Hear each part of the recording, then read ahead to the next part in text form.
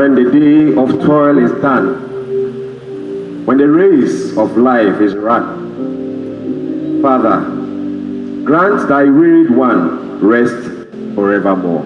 Amen. This is a very difficult test.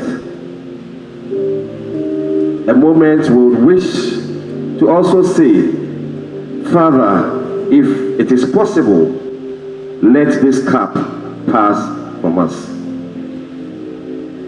We have been and are still in denial of what has befallen us as a family. Yes, we are a family because we have virtually lived and moved together for the better part of the past 38 years. Ekow Blankson, like most of us, entered the great hills of Diaspora College in September of 1984, and he was placed in Hamlin House, a house named after the founder of the college.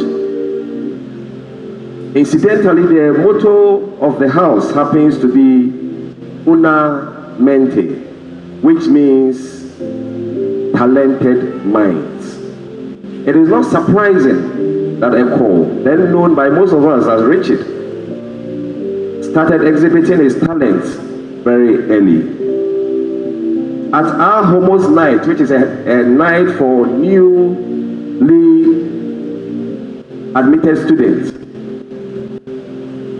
the main highlight was a dancing competition, and Ekow made it to the grand finale, where he squared off with Nana, Kwabna, and Prichum, better known as McCoy. Though McCoy was crowned the eventual winner by the judges, Ekow was considered the winner in our eyes, and the debate of the real winner has lingered on for 38 years. And so on every occasion when we met and there was music being played, we will ask the two of them to show their prowess, just to prove who won that battle royale 38 years ago. Your guess as to who we consider the winner is as good as ours. On the hills of Adisco, Ekow, like most students in secondary school, will earn a nickname. We called him Aseto. The story behind the nickname is meant for another day, but that's how we have called him since then. Aseto remained a major player of this family till his unfortunate demise on the fateful day of 3rd October 2022. He played a pivotal role in many of our activities, offering both his talents and resources whenever the need arose. It is on record that when we needed to raise funds to host our speech and prize giving day and procure our legacy project 25 years after our exit from the school, Ekow made a huge personal sacrifice. Torn between a pressing personal need and the call of duty to support his alma mater, he opted for the latter.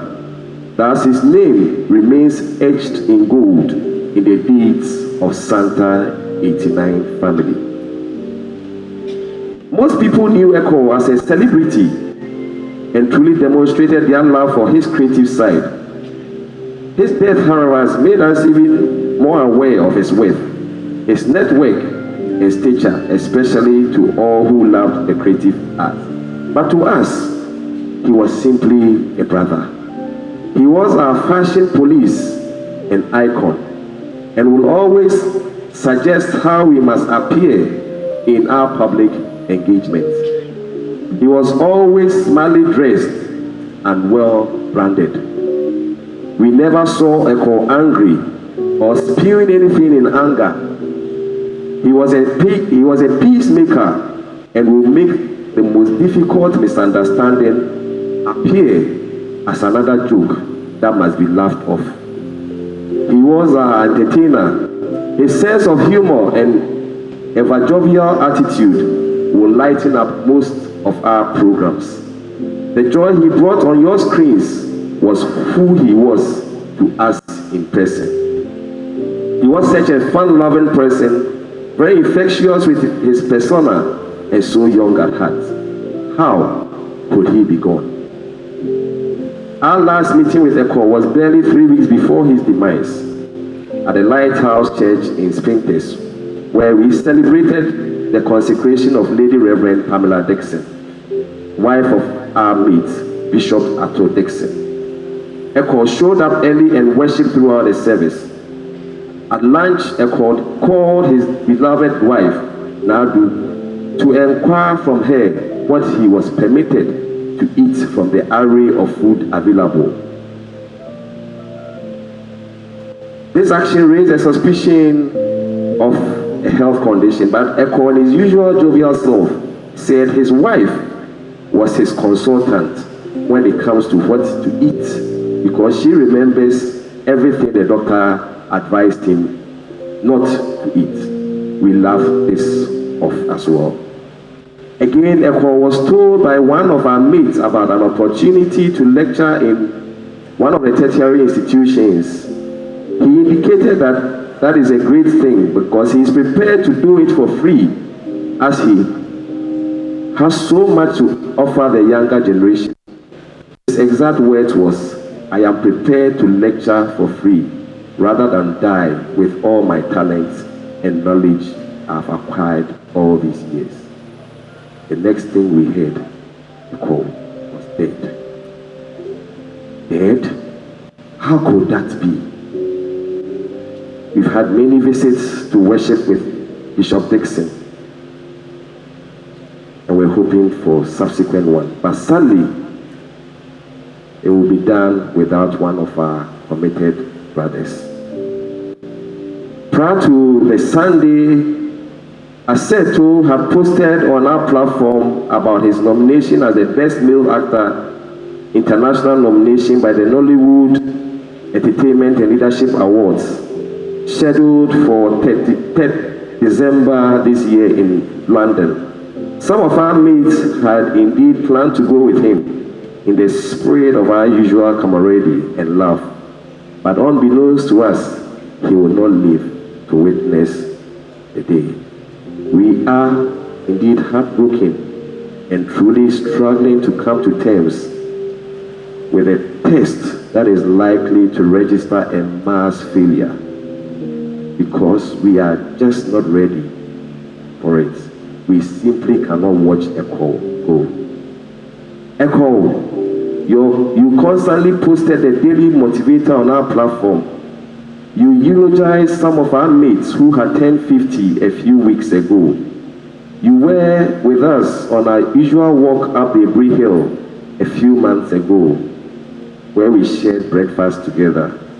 You celebrated the milestone of mates and joined in most of our events. How can you leave us in such a painful and heart-wrenching manner? Ekow, gone at 50. Our hearts bleed. Ekow, you were gifted 5 decades, and we know you lived it to the fullest. You have left us with many fond and priceless memories that will outlive all of us here, just as your movies. With our hearts lowered and a heavy heart, with our heads lowered and a heavy heart, we say fare thee well, Aseto. May the angels ferry you into God's presence, where there is peace forevermore. And may our mates who have preceded you, Edward Krenzel, aka Shobula, Richard Amwako, known as Bodongo, Felix Apia Ofori, aka Joe Feme, Francis Toku, Frederick Bwampong, aka Lilliput, Untold, and Thomas Fosu meet and guide you into the land of peaceful rest. Rest well, Ekow. Bel primus, bel cum primus. Up Santa Claus.